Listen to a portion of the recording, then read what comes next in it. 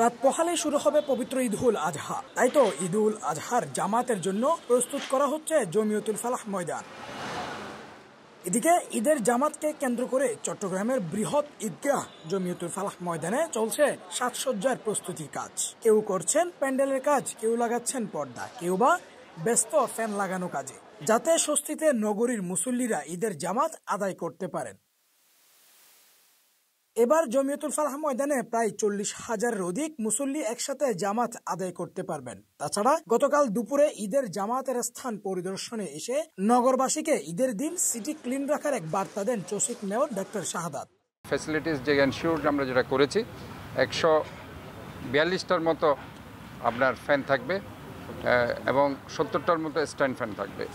142টা fan যেটা বলছি সেটা হচ্ছে সিলিং ফ্যান, আর 80টার মতো যেটা বলছি সেটা হচ্ছে স্ট্যান্ড ফ্যান।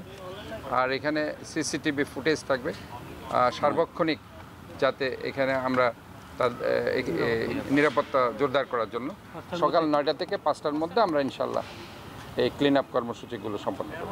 আমাদের একটা অপারেশন রুম থাকবে, সেখানে আমি নিজেই থাকবো। যে কোনো কমপ্লেইন যদি যে কোনো জায়গাতে আসে, দ্রুতগতিতে আমরা সেটাকে ক্লিন রাখার জন্য আমরা চেষ্টা করব। এবার জমিয়তুল ফালাহ মসজিদে ঈদের জামাত অনুষ্ঠিত হবে দুটি, যার মধ্যে একটি সকাল 7:30টায়, অপরটি সকাল 8:30টায়। আবাদুল হক, সিটিজি নিউজ, চট্টগ্রাম।